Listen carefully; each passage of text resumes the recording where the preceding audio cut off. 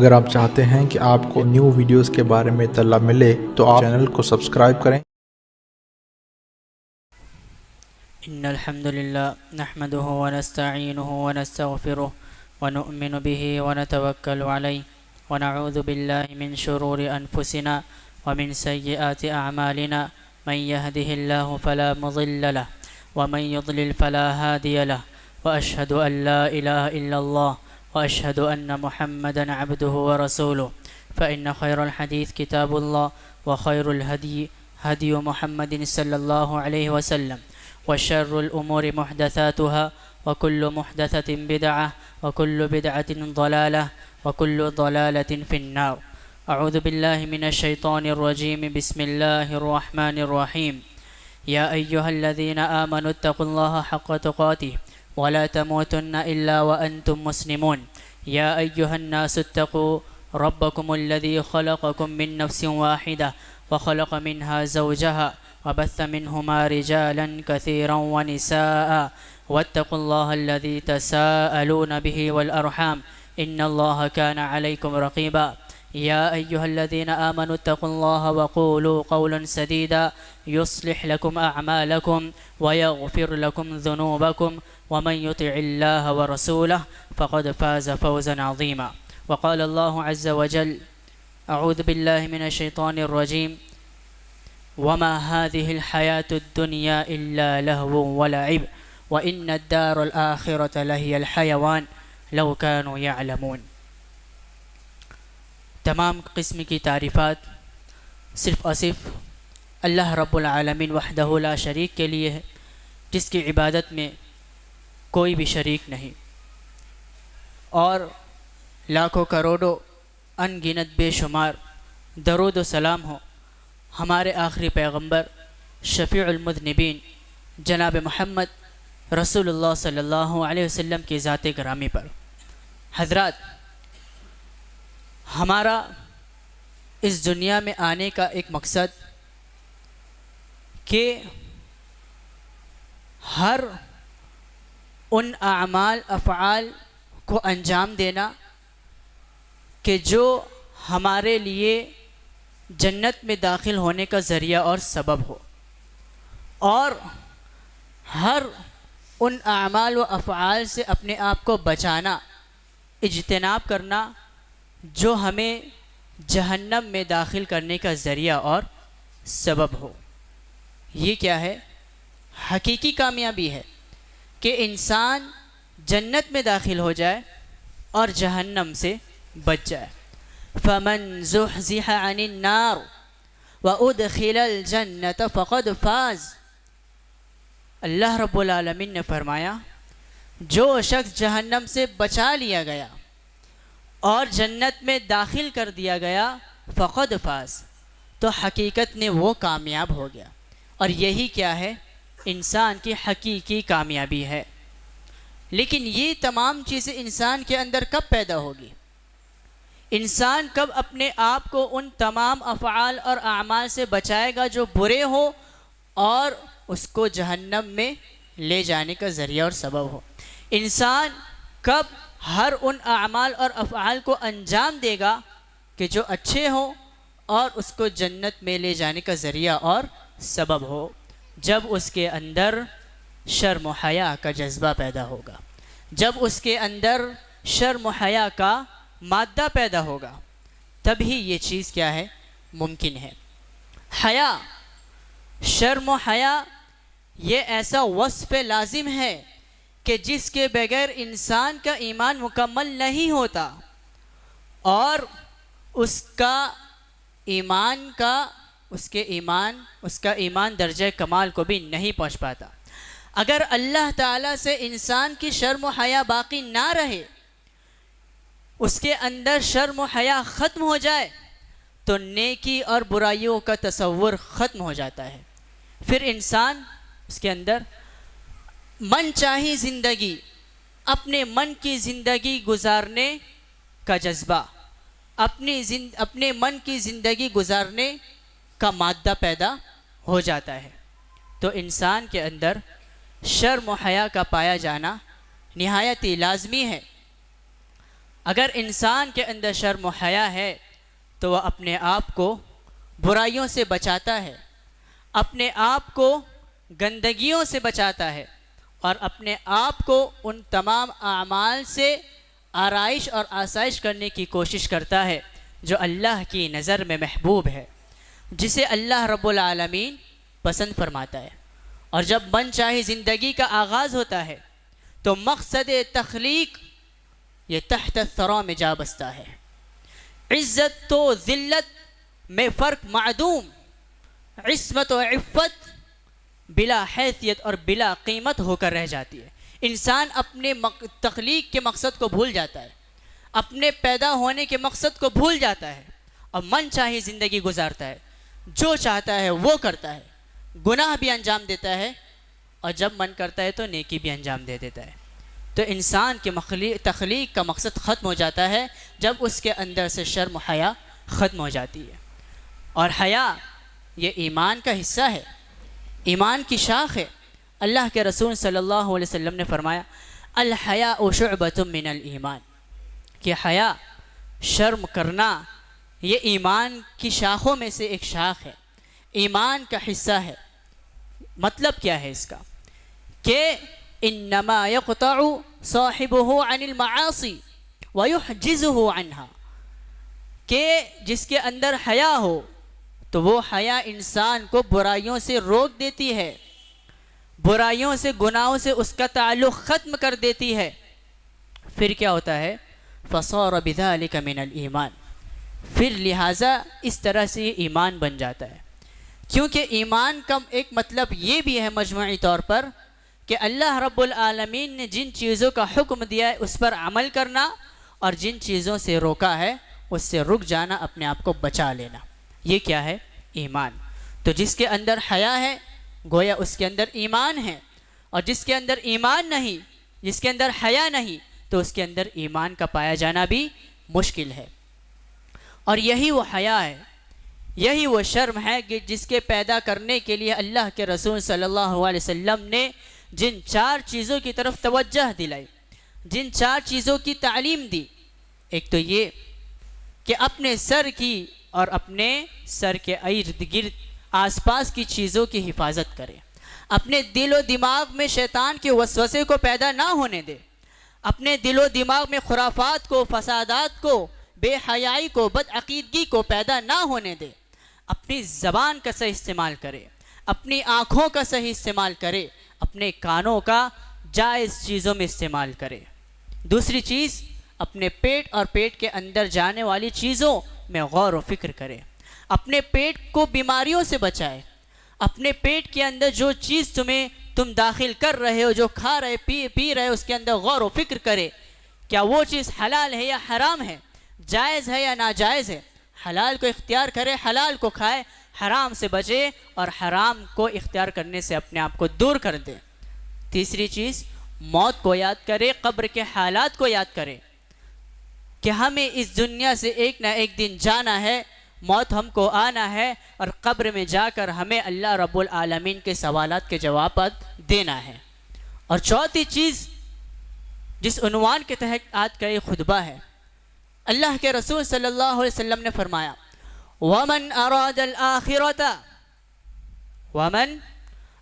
الْآخِرَةَ تَرَكَ زِينَةَ الْحَيَاةِ الدُّنْيَا، کہ جو شخص آخرت کو چاہتا ہے وہ دنیا کی زیب و زینت کو ترک کر دیتا ہے، دنیا کی زیب و زینت کو چھوڑ دیتا ہے، دنیا کی رنگینیاں اس کی نظر میں حقیر ہوتی ہے، دنیا کی رنگینیوں پر وہ دھیان نہیں دیتا، کیونکہ اس کے دل و دماغ میں صرف یہ بات بسی ہوتی ہے کہ مجھے آخرت کو حاصل کرنا ہے، یعنی دنیا سے اعراض کرنا، دنیا کی زیب و زینت سے، دنیا کی رنگینیوں سے اعراض کرنا، اسے پیچھے چھوڑ دینا۔ یہی دنیا کہ جس کو حاصل کرنے کے لیے تم دن و رات ایک کر دیتے ہو، جس کو حاصل کرنے کے لیے تم دن و رات اپنی پوری زندگی کو صرف کر دیتے ہو، خرچ کر دیتے ہو، یہی دنیا۔ اعراض کریں اس سے، کچھ حیثیت نہیں ہے اس دنیا کی، کوئی حقیقت نہیں ہے اس دنیا کی۔ ایک نہ ایک دن جس طرح تمہیں موت آنا ہے، اسی طرح ایک نہ ایک دن اس دنیا کو بھی موت آنا ہے۔ تم ختم ہو جاؤ گے، یہ دنیا ختم ہو جائے گی، تم دنیا کو حاصل کرتے کرتے اس دنیا سے چلے جاؤ گے، مرنے کے بعد تمہارے ہاتھ میں کچھ بھی نہیں ہوگا، خالی ہاتھ تم اللہ رب العالمین کے سامنے حاضر کیے جاؤ گے۔ اور جب اللہ رب العالمین تم سے حساب و کتاب کرے گا، تم سے سوالات کرے گا کہ تم نے اپنی زندگی میں کیا کیا، اپنی زندگی کو کیسے گزارا، تو کیا جواب دو گے؟ کیا دنیا کمانے میں ہم نے اپنی زندگی کو صرف کر دیا؟ مال و دولت کو حاصل کرنے میں ہم نے اپنی زندگی کو خرچ کر دیا، اپنی زندگی کو لگا دیا؟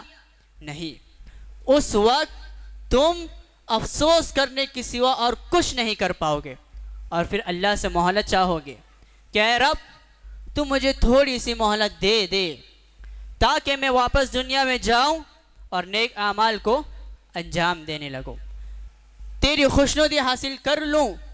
لیکن اس وقت تمہیں موقع نہیں ملے گا، اس وقت تمہیں کوئی بھی چانس نہیں دیا جائے گا کہ جاؤ، تمہیں موقع دیا جاتا ہے جاؤ دنیا میں خوشنودی حاصل کر لو اللہ کی۔ نہیں، یہ موقع ہے تمہارا آخری کہ اس دنیا میں رہ کر تم آخرت کی فکر کرو، اس دنیا میں رہ کر تم آخرت کو کمانے کی کوشش کرو، اس دنیا میں رہ کر اس دنیا کے نہ ہو جاؤ، اس دنیا میں رہ کر تم صرف دنیا کو نہ کماؤ، دنیا میں رہ کر تم آخرت کو کماؤ۔ موت سے پہلے تم موت کے بعد کی زندگی کی تیاری کرو، موت کے بعد تمہیں پھر موقع نہیں ملے گا، اس دنیا کی کوئی حیثیت نہیں ہے۔ حدیث میں آتا ہے کیا ہے اس دنیا کی حیثیت، کیا ہے اس دنیا کی حقیقت؟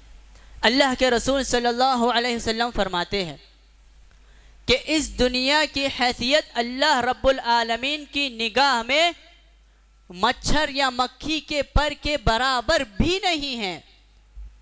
مکھی یا مچھر کا پر آپ نے دیکھا ہوگا کس قدر چھوٹا پتلا، انسان اسے ہاتھ میلے مسل دے تو چور چور ہو جاتا ہے۔ یہ ہے دنیا کی حقیقت، یہ بھی نہیں ہے۔ اللہ کے رسول نے فرمایا یہ بھی نہیں ہے، اس سے بھی حقیر ہے، اس سے بھی گری ہوئی چیز ہے، اس سے بھی گھٹیا ہے یہ دنیا، مکھی کے پر کے برابر بھی نہیں ہے۔ اگر اللہ کی نظر میں اس دنیا کی ذرا سے بھی حیثیت ہوتی تو اس دنیا میں وہ رہتے ہوئے کافروں کو، ان زندہ کافروں کو ایک گھونٹ پانی بھی نہیں پلاتا۔ اسی لیے اس دنیا کی کوئی حیثیت نہیں ہے۔ اگر اس دنیا کی حیثیت ہوتی تو کافروں کو نہیں بلکہ مومنوں کو خوشحالی دیتا، مومنوں کو خوشحالی دیتا، مومنوں کو مال و دولت عطا کرتا، خوشحال زندگی عطا کرتا، لیکن ایسا نہیں ہے۔ اللہ رب العالمین نے مومنوں کو تکلیف میں ڈالا، ان کی آزمائش کی، تاکہ آخرت میں تمہارے درجات کو، تمہارے مقام کو اللہ رب العالمین بلند کر سکے۔ اس دنیا کی کوئی حیثیت نہیں ہے۔ اگر حیثیت ہوتی تو مومنین پیدا ہونے سے مرنے تک خوشحال زندگی میں ہوتا۔ اللہ رب العالمین نے کیا فرمایا؟ اعلموا، جان لو، سن لو، اس بات کا علم حاصل کر لو، کبھی قرآن بھی پڑھ لیا کرو اور دنیا کی حیثیت کو جانو، دنیا کی حقیقت کو پہچانو۔ انما الحیات الدنیا لعب ولہو، یہ دنیا کہ جس کے پیچھے تم پڑے ہوئے ہو، جس کو حاصل کرنے میں تم اپنی ساری زندگی لگا دیتے ہو، لعب ولہو، یہ صرف کھیل تماشا ہے، صرف اور صرف تماشا ہے، کھیل ہے، اس کے سوا اور کچھ نہیں۔ انما الحیات الدنیا لعب ولہو وزینہ، اور یہ زیب و زینت کی چیزیں ہیں، اس کے علاوہ یہ کوئی بھی چیز نہیں، اس کی کوئی حیثیت نہیں۔ وتفاخر بینکم فی الاموال والاولاد، مال و دولت میں، پیسے والی چیزوں میں، اولاد میں ایک دوسرے سے فخر کرنے والی چیز ہے۔ اب دیکھیے کہ انسان دنیا کیوں کماتا ہے؟ ایک دوسرے سے کمپٹیشن کس چیز میں ہے آج؟ دنیا کمانے میں، مال و دولت کو حاصل کرنے میں، اور دین کو تو ایک دم پیچھے چھوڑ دیا ہم نے۔ دین کو حاصل کرنے کا جذبہ اور مادہ ہم سے بالکل ختم ہو چکا ہے، صرف اور صرف دنیا کمانے کے چکر میں۔ تو یہی ہوتا ہے، یہی اثر پڑتا ہے انسان پر، مسلمان پر۔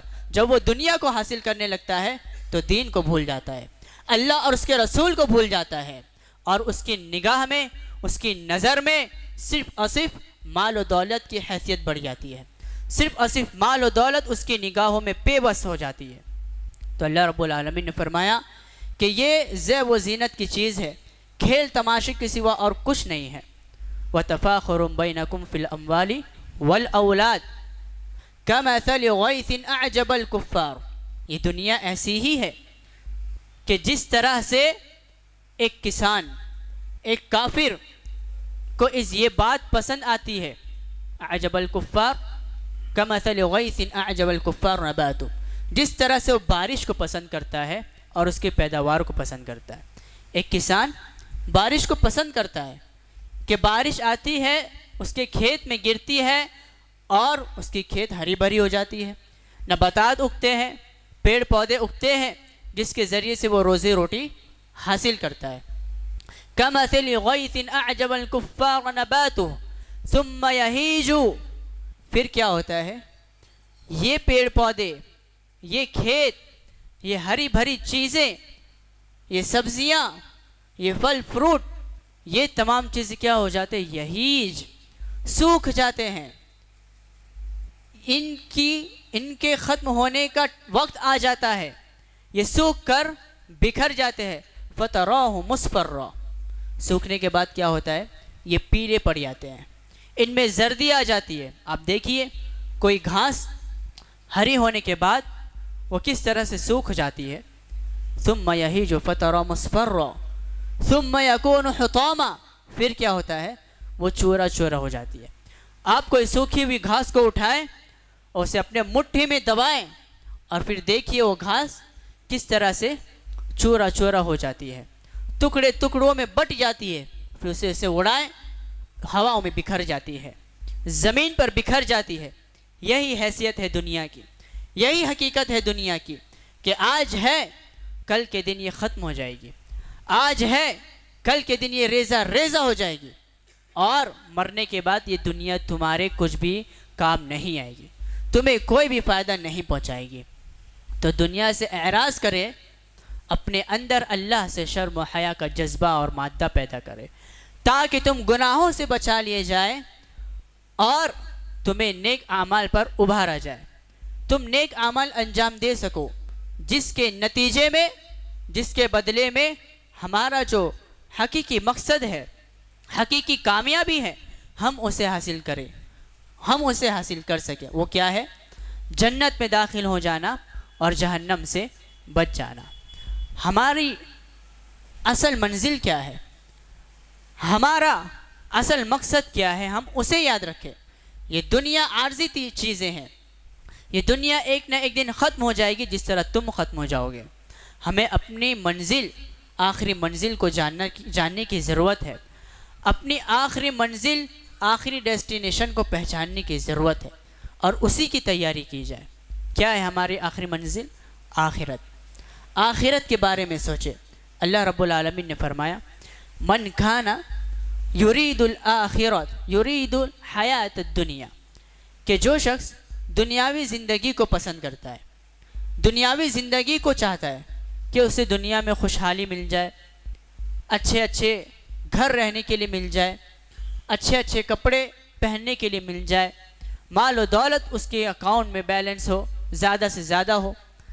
اگر انسان دنیاوی زندگی کو پسند کرتا ہے، نوفی الیہم اعمالہم فیہا، تو ہم اس کی اس خواہش کو دنیا میں پوری کر دیتے ہیں، اسے مال و دولت دے دیتے ہیں، اسے رہنے کے لیے اچھا انتظام کر دیتے ہیں، پہننے کے لیے اچھی چیزیں اسے عطا کر دیتے ہیں، اچھے اچھے کپڑے لباس ہم اسے عطا کر دیتے ہیں اس کی خواہشات کے مطابق۔ نوفی الیہم اعمالہم فیہا، لیکن کہاں؟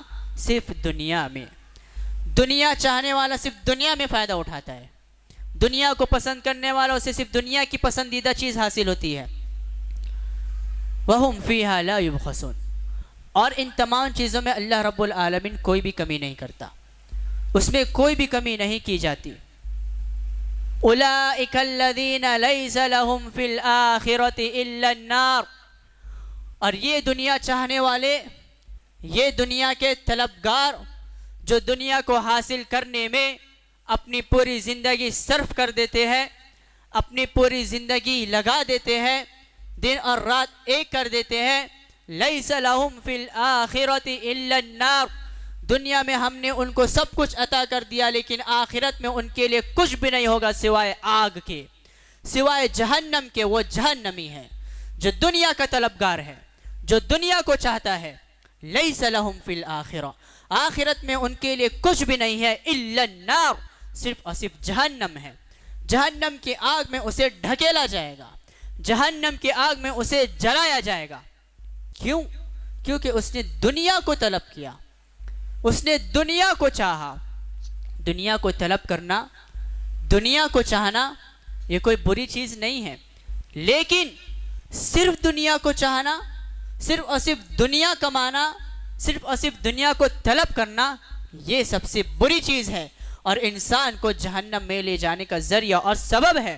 اور دنیا کو کمانا جس کی وجہ سے انسان نیکی اور برائی میں فرق نہیں کرتا، دنیا کو کمانے کے لیے، مال و دولت کو حاصل کرنے کے لیے انسان حلال و حرام میں فرق نہیں کرتا، دنیا کو حاصل کرنے کے لیے انسان جائز اور ناجائز میں تمیز نہیں کرتا، اسی وجہ سے اسے کہاں ٹھکانہ ملے گا؟ جہنم میں۔ آج دیکھیے کہ مال و دولت کو حاصل کرنے میں کیا ہم اس بات کا اہتمام کرتے ہیں کہ ہم جو کما رہے ہیں وہ کہاں سے آ رہا ہے، حلال ہے یا حرام ہے؟ نہیں کرتے، نہیں کرتے۔ کچھ ہی لوگ ہیں جو کرتے ہیں، اور ان کو چھوڑ کے تمام انسان، چاہے وہ مسلمان ہو یا کافر ہو، ہر شخص میں یہ بیماری پائی جا رہی ہے کہ مال و دولت کو حاصل کرنے میں وہ حلال اور حرام کا فرق نہیں کر رہے، جہاں سے آ رہا ہے وہ مال کو حاصل کر رہے ہیں، جہاں سے مال و دولت حاصل ہو رہا ہے وہ لے رہے ہیں، اور حلال اور حرام میں تمیز نہیں کر رہے، وہ یہ جاننے کی کوشش نہیں کر رہے ہیں کہ کیا حلال ہے کیا حرام ہے، اسی وجہ سے ان کا ٹھکانہ ہوگا جہنم۔ دنیا کو طلب کرنا یہ کوئی بری چیز نہیں ہے، لیکن صرف دنیا کو طلب نہ کیجیے، صرف دنیا کو نہ چاہیں، دنیا کے ساتھ ساتھ اپنے دین کو بھی چاہے، اپنے دین کو بھی طلب کرے، دین کی تعلیمات پہ بھی عمل کرے، دین کی تعلیمات کو بھی حاصل کرے، تب جا کر یہ مال و دولت، یہ چیزیں، یہ دنیا تمہیں اس دنیا میں بھی فائدہ پہنچائے گی اور آخرت میں بھی فائدہ پہنچائے گی۔ اللہ رب العالمین نے فرمایا من کان یرید الآخرۃ نزد لہ فی حرثہ، کہ جو شخص دنیا کو چاہتا ہے، دنیا کی کھیتی کرتا ہے، دنیا کمانے میں لگا ہوا ہوتا ہے، من کان یرید الآخرہ، اور ساتھ ہی ساتھ آخرت کو بھی چاہتا ہے، آخرت کی کمائی بھی کرتا ہے کہ آخرت میں اس کو کون سے اعمال فائدہ پہنچائیں گے، آخرت میں کون سے افعال اس کو فائدہ پہنچائیں گے، کون سی چیزیں اسے آخرت میں فائدہ پہنچائے گی، اس چیز پر وہ عمل کرتا ہے، اس چیز کے بارے میں غور و فکر کرتا ہے۔ نزید لہ فی حرثہ، تو ہم اس کی اس کھیتی میں مزید عطا کرتے ہیں، اس کے درجات کو بلند کرتے ہیں، اس کے اجر و ثواب میں برکت دیتے ہیں، اس کے اجر و ثواب کو بڑھا دیتے ہیں۔ وَمَنْ كَانَ يُرِيدُ حَرْثَ الدُّنْيَا نُؤْتِهِ مِنْهَا، اور جو دنیا کو چاہتا ہے، دنیا کو طلب کرتا ہے، صرف دنیا کو کمانے میں لگا ہوا ہوتا ہے، تو ہم اسے دنیا میں عطا کر دیتے ہیں۔ وَمَنْ كَانَ يُرِيدُ حَرْثَ الدُّنْيَا نُؤْتِهِ مِنْهَا وَمَا لَهُ فِي الْآخِرَةِ مِنْ نَصِيب، اور آخرت میں اس کے لیے اس کا کوئی حصہ نہیں ہوتا۔ تو یہاں پہ کیا معلوم ہوا؟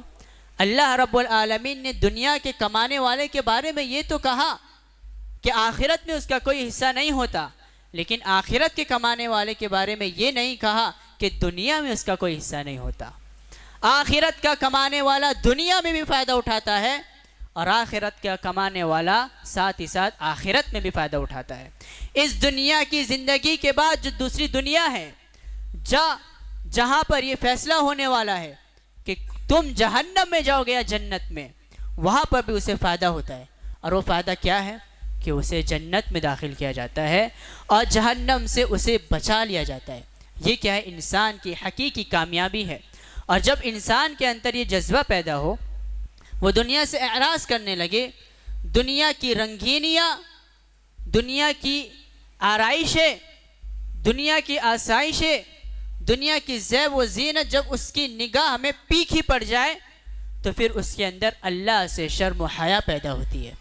اور جب انسان کے اندر اللہ سے شرم و حیا پیدا ہونے لگ جائے، تو پھر انسان اپنے آپ کو برائیوں سے بچاتا ہے، گندگیوں سے بچاتا ہے، برے اعمال سے بچاتا ہے، بد عقیدگی سے بچاتا ہے۔ پھر یہ تمام چیزیں اسے اللہ رب العالمین کی خوشنودی حاصل کرنے کا ذریعہ اور سبب بنتی ہے۔ اور جب انسان اللہ اور اس کے رسول اللہ رب العالمین کی خوشنودی حاصل کرتا ہے، اللہ رب العالمین کی رضامندی حاصل کر لیتا ہے، تو اس بنیاد پر اللہ رب العالمین اسے جنت میں داخل کرتا ہے اور جہنم سے بچا لیتا ہے۔ تو اللہ کے رسول صلی اللہ علیہ وسلم نے جو تعلیم دی کہ ان 4 چیزوں کا خیال کرے، تمہارے اندر اللہ سے شرم و حیا کا جذبہ پیدا ہوگا، اللہ سے شرم و حیا کا مادہ پیدا ہوگا، اور اللہ رب العالمین تم سے خوش ہو کر تمہیں حقیقی کامیابی عطا کرے گا، تمہیں اس دنیا میں بھی فائدہ پہنچائے گا، اس دنیا میں بھی تمہیں خوشحالی عطا کرے گا، اور ساتھ ہی ساتھ آخرت میں بھی تمہیں کامیابی سے سرفراز کرے گا، تمہیں کامیابی عطا کرے گا۔ تو حیا کا پایا جانا ہر انسان کے لیے لازمی اور ضروری ہے۔ یہ کیا ہے؟ ایمان کا حصہ ہے، جس میں غور و فکر کرنے کی بہت زیادہ ضرورت ہے۔ اور آج دیکھیے کہ تمام چیزیں، جو 4 چیزوں کی وضاحت اللہ کے رسول صلی اللہ علیہ وسلم نے کی، کہ سر و دماغ کی حفاظت، پیٹ کی حفاظت، اس کے اندر داخل ہونے والی چیزوں کی حفاظت، موت کو یاد کرنا، قبر کے حالات کو یاد کرنا، دنیا سے اعراض کرنا، ان تمام چیزوں کی کمی ہمارے اندر پائی جا رہی ہے۔ ان تمام چیزوں کی کمی ہم ایک دوسرے کے اندر دیکھتے ہوئے نظر آ رہے ہیں، ایک دوسرے کے اندر یہ تمام چیزیں پائی جا رہی ہیں۔ آپ دیکھیے کہ مال کو کمانے میں انسان حلال حرام میں فرق نہیں کر رہا، دنیا کو کمانے میں انسان حلال و حرام کے درمیان فرق نہیں کر رہا، سود کو اختیار کرتا ہے، سود سے اپنے آپ کو نہیں بچاتا۔ اسی طرح کھانے پینے کی چیزوں میں بھی انسان حلال و حرام میں فرق نہیں کر رہا، دل و دماغ کے اندر اس کے اندر جو گندگی بھری ہے اس کو نکالنے کی کوشش نہیں کرتا۔ تو یہ تمام چیزیں انسان کے اندر سے شرم و حیا کو ختم کر دیتی ہے، اور شرم و حیا کا ختم ہونا گویا کہ انسان کے اندر سے ایمان کو ختم کر دیتی ہے، ایمان کا خاتمہ ہو جاتا ہے، اس کا ایمان مر جاتا ہے، اس کا ایمان مردہ ہو جاتا ہے۔